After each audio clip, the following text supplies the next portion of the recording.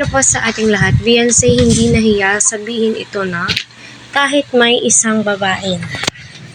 So, naguluhan po ba kayo? So, iisa ko po yung i-explain sa inyo kung sino ba yung isang babaeng yan. Shout out po sa lahat ng Team Etsy out there.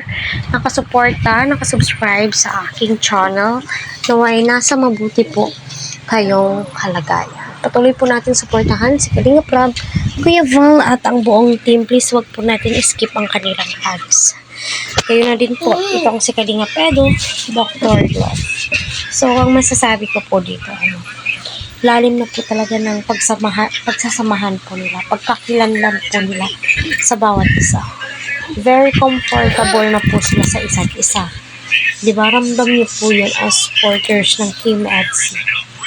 Siyempre, sa tagal-tagal ba naman ng pag-vlog ni Kalinga Prab, every twice a week or once a week palaging nagpo-vlogs. Siyempre, sino ba naman ang hindi mahuhulog yung loob, diba? So, ito na nga po, yung pag-amin nga daw po nila, at ang tawagan po nila ay sana all, baby. Diba? So, alam naman po natin lahat na maalaga po itong si Kalinga Pedro. Sa mga beneficiary pa lang po niya is, maalaga na nga po siya, diba?